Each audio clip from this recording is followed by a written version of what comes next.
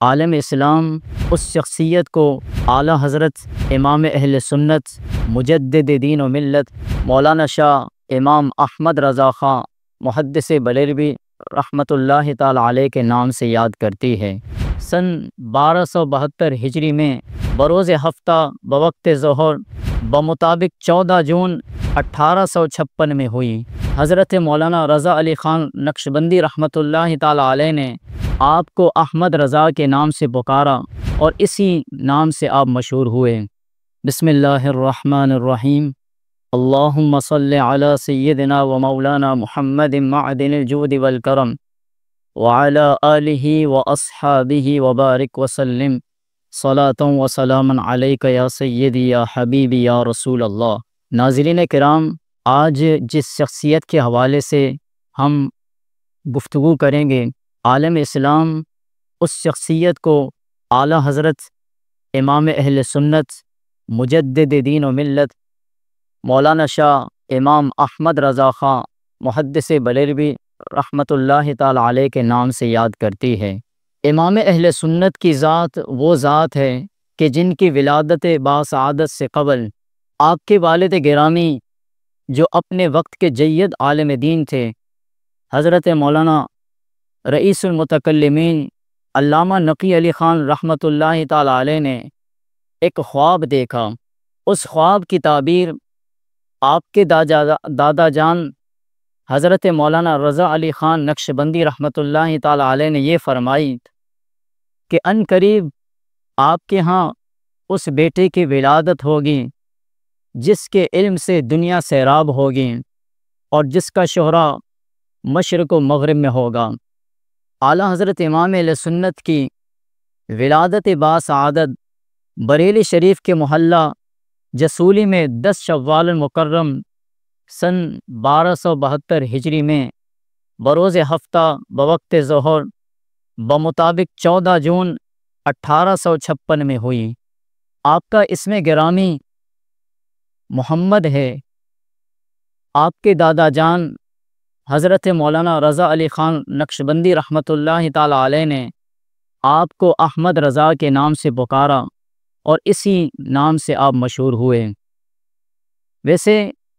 تاریخی اعتبار سے آپ کا جو اسم گرامی ہے وہ المختار ہے،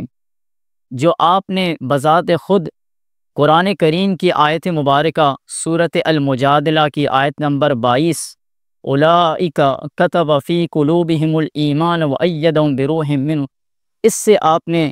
اپنا تاریخی نام جو ہے المختار وہ نکالا ہے۔ امام اہل سنت مجدد دین و ملت حضرت مولانا شاہ امام احمد رضا خان محدث بریلی رحمۃ اللہ تعالی علیہ کے بہت سے القابات ہیں۔ دنیا آپ کو، اہل اسلام آپ کو اعلیٰ حضرت کے نام سے یاد کرتی ہے، امام اہل سنت کے نام سے یاد کرتی ہے، اور عرب کے بہت بڑے مشہور محدث علامہ عبدالحی قطانی رحمۃ اللہ تعالی علیہ جو اپنے وقت کے عظیم محدثین میں سے ان کا شمار ہوتا ہے، انہوں نے امام اہل سنت کو جن القابات سے یاد کیا ہے، آپ نے فرمایا احمد رضا، الفقی، المسند، الصوفی، الشہاب ہیں۔ اور امام اہل سنت مجدد دین و ملت مولانا شاہ امام احمد رضا خان رحمۃ اللہ تعالی علیہ کو اللہ تبارک و تعالی نے بچپنے کے اندر ہی غیر معمولی صلاحیتوں سے نوازا ہوا تھا۔ چنانچہ امام اہل سنت کے بارے میں حیات اعلیٰ حضرت کے اندر مولانا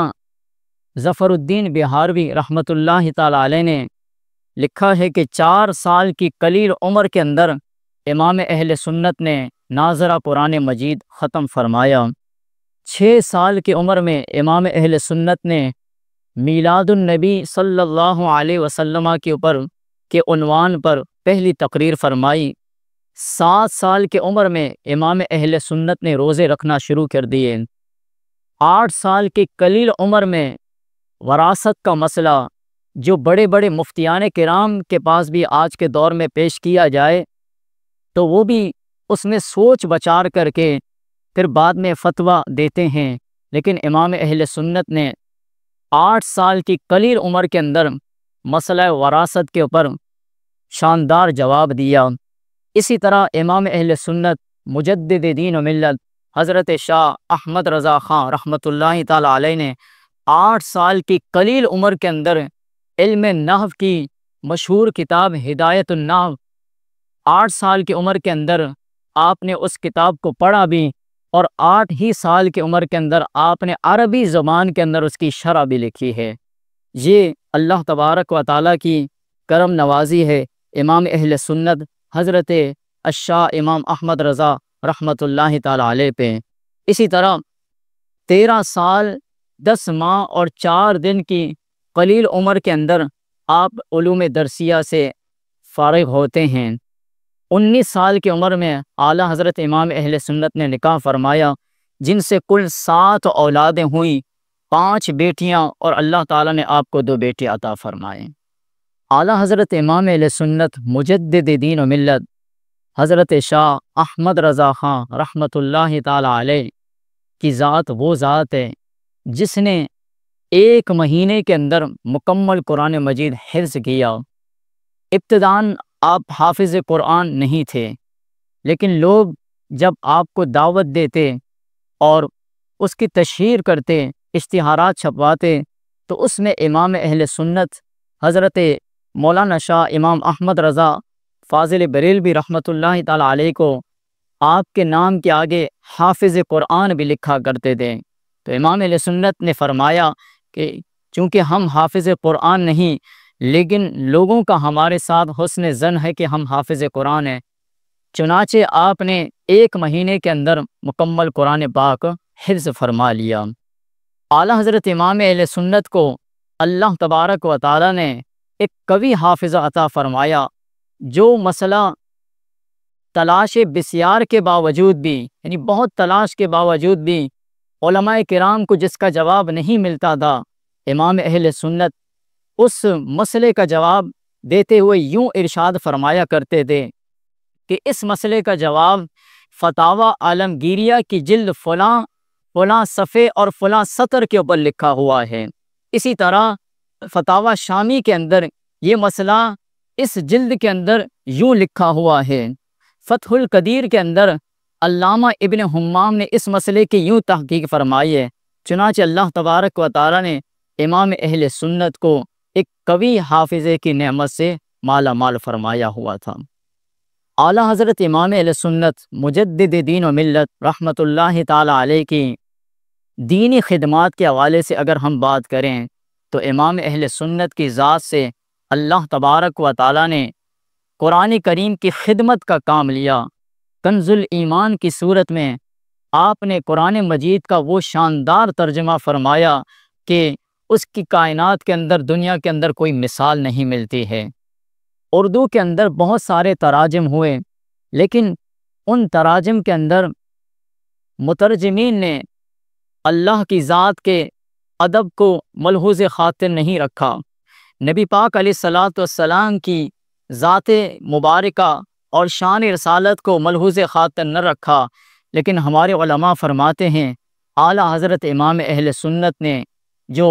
ترجمہ کنز الایمان کیا وہ یوں لگتا ہے کہ گویا کہ قرآن کریم کی روح کو چھو کے ترجمہ فرمایا۔ اسی طرح امام اہل سنت مجدد دین و ملت الشاہ امام احمد رضا رحمۃ اللہ تعالی علیہ کی ذات کو اگر دیکھا جائے، اللہ تبارک و تعالی نے ان سے دین کا ایک اور بہت اہم کام لیا جو فتاوی رضویہ شریف کی صورت میں لکھا گیا۔ فتاوی رضویہ شریف وہ عظیم فتاوی کی کتابوں میں شامل ہے جس کے اندر تقریباً امام اہل سنت نے ہر مسئلے کے اوپر سیر حاصل گفتگو کی۔ اعلیٰ حضرت امام اہل سنت کے فتاوی رضویہ شریف کو دیکھ کر، ملاحظہ کر کے، مشاہدہ کر کے یہ بات سینہ تان کہی جا سکتی ہے کہ فقیہ واحد اشد علی الشیطان من الف عابد۔ بڑے بڑے اکابر جید علماء نے اعلیٰ حضرت امام اہل سنت کے فتاوی رضویہ شریف سے استفاضہ کیا، اور شیخ سید اسماعیل جو حرم مکہ کے کتب کے محافظ تھے، جو انہوں نے اعلیٰ حضرت امام اہل سنت کے فتاوی کو دیکھا تو کہنے لگا کہ اللہ کی قسم میں حق کہوں گا اور سچ کہوں گا، اگر امام اہل سنت اعلیٰ حضرت کے فتاوی کو امام اعظم ابو حنیفہ دیکھتے تو وہ ان کی آنکھیں ٹھنڈی ہو جاتی اور اعلیٰ حضرت کو اس مقام پر بٹھا دے جس جگہ پہ امام ابو یوسف اور امام ظفر کو بٹھایا تھا۔ اعلیٰ حضرت امام اہل سنت کو اللہ تبارک و تعالیٰ نے دین کی وہ سمجھ عطا فرمائی دی، تفقہ عطا فرمایا تھا امام اہل سنت کی ذات کو، کہ آپ نے 7 گھنٹوں کے اندر الدولۃ المکیہ بغیر کتابوں کی مدد کے لکھی۔ اسی طرح امام اہل سنت سے جب کسی ایک مسئلے کے اوپر سوال ہوتا ہے تو امام اہل سنت کی ذات اس پر دلائل کے انبار لگا دیتی ہے۔ چنانچہ کسی شخص نے امام اہل سنت سے سوال کیا آقا علیہ الصلوۃ والسلام کے مختار کل ہونے کے اوپر، اور آقا علیہ الصلوۃ والسلام کیا دافع بلاؤں کو ٹالنے والے ہیں کہ نہیں؟ اس پر امام اہل سنت نے الامن والعلا کے نام سے مکمل ایک کتاب لکھ دی۔ اسی طرح امام اہل سنت سے قبر کے اوپر اذان دینے کے بارے میں سوال کیا، اس پر اعلیٰ حضرت امام اہل سنت نے ایذان الاجر کے نام سے مستقل کتاب لکھی۔ اسی طرح مزارات پر تعظیمی سجدے کے حوالے سے اعلیٰ حضرت امام اہل سنت نے الزبدۃ الزکیہ فی تحریم سجود التحیہ کے نام سے مکمل کتاب لکھی، جس کے اندر سینکڑوں آیات اور سینکڑوں احادیث مبارکہ سے آپ نے اس بات کو ثابت کیا کہ مزار پر تعظیمی سجدہ حرام، اور اگر جائز سمجھ کے، اگر عبادت کی نیت سمجھ کے اگر کیا جائے تو وہ کفر ہو جائے گا۔ اعلیٰ حضرت امام اہل سنت کا عشق رسول کا منہ بولتا ثبوت ہدایت بخشش کی صورت میں ہے۔ ہدایت بخشش کیا ہے؟ ہدایت بخشش آپ کے دیوان کا، آپ کے نعتیہ دیوان کا ایک مکمل مجموعہ ہے۔ اعلیٰ حضرت امام اہل سنت نے ہدایت بخشش کے اندر ایک وہ نعت بھی لکھی جو 4 زبانوں کے اوپر مشتمل ہے۔ لم یأتی نذیرک فی نظر مثلے تو نشد پیدا جانا، یہ مکمل نعت اعلیٰ حضرت امام اہل سنت نے 4 زبانوں میں لکھی۔ اسی طرح امام اہل سنت نے اپنے نعتیہ دیوان ہدایت بخشش کے اندر بڑے بڑے معجزات کو اپنے نعت کے 2 اشعار کے اندر بند کر دیا، جیسا کہ شق القمر کا واقعہ ہے، اور رد شمس یعنی سورج کو لوٹائے جانے والا حضرت علی المرتضیٰ کے لیے جب آپ کی نماز عصر قضا ہو رہی تھی، امام اہل سنت نے اس دونوں معجزات یعنی رد شمس کو اور شق القمر کے معجزے کو اعلیٰ حضرت امام اہل سنت نے اس نعتیہ شعر کے اندر بند کر دیا کہ سورج الٹے پاؤں پلٹے، چاند اشارے سے ہو چاک، اندھے نجدی دیکھ لے قدرت رسول اللہ کی۔ اسی طرح اعلیٰ حضرت امام اہل سنت کی شاعری محض شاعری نہیں بلکہ قرآن و سنت کا خلاصہ ہے، جیسا کہ حدیث مبارکہ کے اندر آتا ہے کلہم یطلبون ردائی وانا اطلب رداک یا محمد۔ اس کا اعلیٰ حضرت امام اہل سنت نے گویا کہ ترجمہ یوں کیا، خدا کی رضا چاہتے ہیں دو عالم، خدا کی رضا چاہتے ہیں دو عالم، خدا چاہتا ہے رضا محمد۔